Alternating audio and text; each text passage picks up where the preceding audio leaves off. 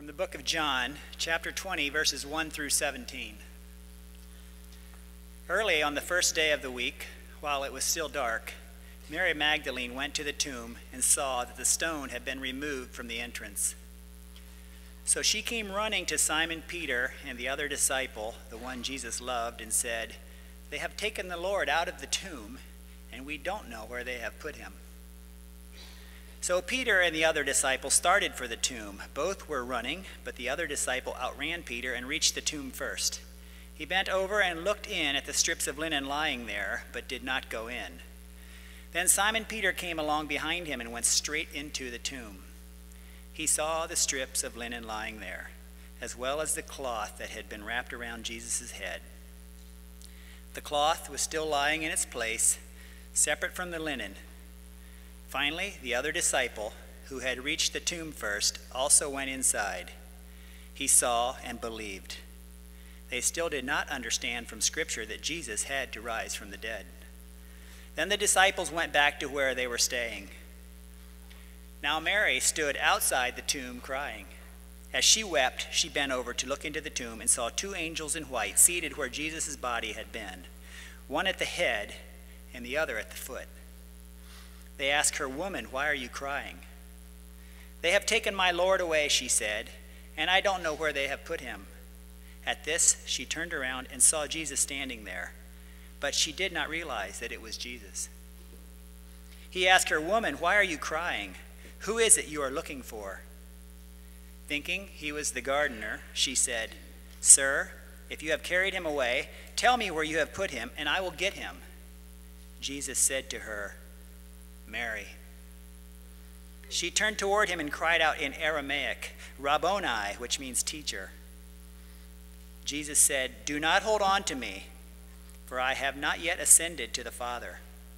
Go instead to my brothers and tell them, I am ascending to my Father and your Father, to my God and your God."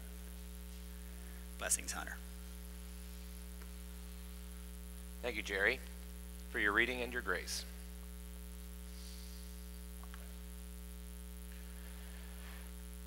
This story, Mary, the tomb, Jesus, and the cross, is a story that so deeply shows us, helps us to understand the story of humanity and God himself.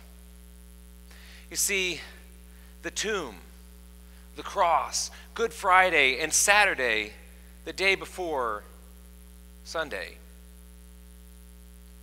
we grieve. We wrestle with loss. And see, I think this is the place where we are today, right? We're in this in-between time where Jesus is here, he's in our hearts, but not yet quite the way that we want it to be. We know that this world isn't as it's supposed to be. And we see that over and over again. Every time we turn around, we recognize and we see grief and brokenness in the world that we are living in. We hear stories about terrorist attacks in Brussels and we think, what is this world coming to? We watch this political debate back and forth and we start thinking to ourselves, I don't know what you're thinking, but I think to myself, I don't know that there's anybody that I can vote for here that I would want to represent me or my country. And it's frustrating. And we think about deeper personal lives and we think about relationships that have been broken. We think about single people who feel devalued by a world that says that you're not good enough if you're not married. We think about young couples that can't get pregnant, that are told over and over again in their own mind, they're not good enough. We hear about people that are way too young, sometimes children with stage 4 cancer. We hear about children who lose their parents and are left on their own to grow up in a children's home or foster care. We know people struggling with life, with their parents aging or family ones, watching them fade right before our eyes. We see an alcoholic with the glass in hand, raising it to their lips to push down all of the junk that they don't want to deal with, all at the same time bringing more shame upon themselves because they can't walk away. Our world is broken. Our world is not as it's supposed to be, and we are grieving. This is where we find the disciples. This is where we find Mary in this story. You see, these disciples, they've been walking with Jesus. That one thing that so many of us hope, if there was anything that I could do to live in this world, to hear, literally hear Jesus speaking the words that he spoke to the disciples, they had the chance. This is the group that was called by him from their vocations to make fishers of men. And boy, did he ever do it. Everywhere they went, there were people following, surrounding, that wanted to be with Jesus. This is the guy that walked into leper camps without any fear of becoming tainted. This is the guy that cast out demons, that helped people to see just by touching their eyes, that told people to stand up and walk, and they did. No, everything wasn't perfect for the disciples. As a matter of fact, Jesus sent them out several times, and they never quite figured it out. But they still had him, and that's what they really needed. Jesus, the one that could feed them anytime they needed something to eat. Just give me a fish, and I'll make plenty for all of you. And then he's in the Garden of Gethsemane. And he falls on his knees. And you can tell how concerned they are about Jesus, even though he's been telling them that he's going to go, because they all fall asleep as he's praying, my God, take this from me. And then the Roman centurions come. I can only imagine what they were thinking. Jesus, this is no problem. You have brought people up from dead. You called Lazarus out of his tomb. Certainly, you can call down minions from heaven and destroy these pathetic human beings. But he doesn't. And then they watch as he goes to court. And two men that have been paid to say things about him that are not true win the day. And they watch as he's beaten. And they betray him. And then they see him hung upon the cross. And he dies. And with him, all of their hopes, all of their dreams, and their very purpose. Up to this point, all that mattered to them was doing what he called them to do. Following Jesus. Their hope, their dreams, and their purpose. Destroyed. And so Mary finds herself wandering in the night, grieving. In awe, lost, confused. How can there be all of these things that God has promised, that Jesus promised, gone? I wonder if deep down inside she was wondering if there even really was a God, if the whole thing had been a big joke.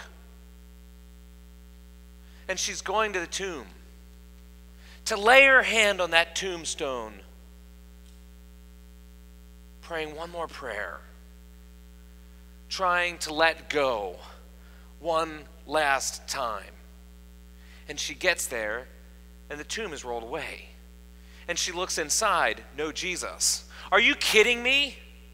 As if it isn't bad enough that they've taken him from us, that they killed him, now they're not even going to let us grieve. Now they're not even going to let us prepare the body. Now they're not even going to let us say goodbye one last time. They've taken the body. They've taken him away. They've taken everything. So she goes back to tell the disciples. And Peter and the one that we presume to be John run out to see what happened. And they go inside the tomb and they look. And it says that the one who Jesus loved, we presume John, believed, but yet they didn't understand. What did he believe? Did he believe that Jesus was the Messiah, but that he was still dead? They didn't understand the things that Jesus said. They didn't understand the things that were happening. And so they left. And Mary still sits. And she looks inside the tomb and she sees two men sitting there. So what have you done with my Lord? And she turns And suddenly she's face to face with who she presumes to be the gardener. And she says, "What have you done with him? Have you seen what they did with him? Where is my Lord?" She's looking right at Jesus, and somehow she can't see him. I wonder how often that happens for us. I wonder how often we are looking right at Jesus moving, God moving, and we can't see it. It goes right over our heads. I think it happens a lot. For me, it happens all the time. Maybe I'm too busy sometimes to see God. Between the soccer games and field hockey games, family gatherings, work obligations, I'm too busy to see God sometimes. Or maybe sometimes the problem is that I'm looking for something that I want to see, but not what God is doing. Maybe sometimes we're so deeply entrenched in the tomb. Maybe sometimes we're so depressed, we're so distraught that we need someone's help to get us to see. Jesus says one word. He calls out her name, Mary. And suddenly she knows exactly who's standing in front of her. Jesus is calling our names. Each and every one of us, hoping that we will hear and open our eyes and see. When she saw Jesus, hope returned. Everything changed. Everything changed. Her hope, her purpose, it was all back again. She realized that in the resurrection, in Jesus alive, the death, the tomb, our grief doesn't have the victory. Our grief, our brokenness, our struggles are not the end. That there is hope, that there is resurrection for any situation that we are living in. I always say, as people come to me wrestling and struggling, and have to remind myself over and over again, God never promised to take away all of our problems. But in the resurrection, we see hope that God will make our struggles and our challenges into something wonderful and something amazing. Through Lent, we have been talking about the way that God sets us free. He sets us free from shame, from fear. He sets us free from the sin that has been done to us, from our pride that says that we have to be right, and from our grief. And each week, we have been seeing a new color on the cross. Beautiful tapestries that have been put up here to remind us of the things that we have to let go of. The resurrection is our proof that God wins. The resurrection is our proof that those things don't have any power over us. That was pretty good, Heidi. Only had to pull down one. The resurrection has the victory. The resurrection gives us hope. And I think that hope is what we really, really need. Oh, we think we want all kinds of other stuff. We think we want all sorts of things given to us, all sorts of blessings. But what we need in our heart of hearts is hope. And the letting go of all of the junk that's holding us back from following Jesus more fully. And sometimes we need people to help us to see. I think it's my job as your pastor to help us to see. To help us to see where God's moving. To be reminded that there is always hope in every bleak situation. And I started thinking about it this week. It was amazing. Dean and I were talking about hope in the office. Dean Smith, our office administrator. And he said, "Hunter, somebody just showed up and dropped off this book, Men of Hope. It's the stories of a church in the Bronx, a church that we have, I think, participated in building and fixing up and being a part of. And it's story after story after story of men that have come to that place addicted and have turned away from their addictions and have found hope and have found new life, have found resurrection. And there is resurrection in forgiveness. One of the most powerful resurrection stories of my time at Zion Mennonite Church came when I met with a gentleman in a retirement community. His wife had Alzheimer's disease, and she was probably very soon going to be moving on to see the Lord. See, Zion kind of had a little bit of reputation for being complainers. They liked things to be done the right way, and if things weren't done the way that they wanted them to be done, they kind of became frustrated, and they were not afraid to let you know, particularly this one man. Well, it wasn't just him, but there were a few of them, but he was pretty high on the list. And through emails and discussions throughout the time in the first several years that I was at the church, I will be honest, he hurt me deeply. I didn't like him very much. I would see him on a Sunday morning, he'd shake my hand, and I'd think, yeah, just keep moving. I'm not sure that I really want to hear what you say. And if you say something good, by this time you've kind of ruined it for me already with all of the complaints. But that day, with his wife dying, something happened. He sat down and he invited me into conversation, and he looked at me with tears in his eyes. And I'm thinking, what in the world is going on? And he said, Hunter, he said, I know that we haven't always agreed. He said, I know that I have hurt you. I wasn't ready for that. He said, I'm sorry. And suddenly I was feeling convicted, and I'm thinking, well, I'm sorry because I've done things that hurt you. I changed stuff that was dear to you. I asked you to make sacrifices without checking with you first. Not that I necessarily could. But suddenly we were both crying, and we were embracing, and our relationship was changed, resurrected forever. The day that I left, once again with tears in our eyes, we met and had that contact, knowing that we had been through something significant together. Resurrection. About a year and a half ago, my wife's father was diagnosed with stage 4 cancer. With tears in his eyes, the doctor said to him, we are going to fight this to the very end. We knew what that meant. He was going to die. Today he's cancer-free. As healthy as he ever was, maybe more so because he lost some weight. There is resurrection. But sometimes it comes in different forms, and it doesn't always come that way. Sometimes I've seen resurrection in the eyes of those that are dying as they lay trust into the hands of Jesus for the loved ones that they will leave behind. Some of the most powerful moments that I've ever had were with those people who were about to die, and I'm thinking to myself about how terrifying this must be, and with dignity they say to me, no, I'm ready. I've been ready for a long time. What resurrection looks like. I live with a little bit of resurrection in my life all the time with my children and my amazing wife. She and her 4 siblings, for reasons that I'll let her explain some other time, grew up in a children's home without parents. I want to talk about reason to grieve. Growing up without parents, they took care of themselves. They fended for themselves. They were very independent and strong.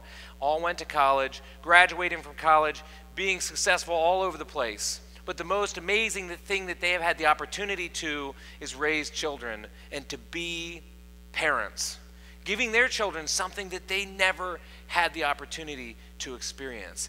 That is what resurrection hope looks like. The grieving that we are experiencing today, the challenges that we are living with today, that is not ever the end. There is always hope. God is transforming and making things new. And that is reason to celebrate. That is reason to worship. Our God is with us, and he is leading us into transformation and all things new. I'll close by reading from Romans 15, verse 13. May the God of hope fill you with all joy and peace in believing, so that by the power of the Holy Spirit you may abound in hope. Abound in hope. For the challenges of today are not the end of the story. Amen.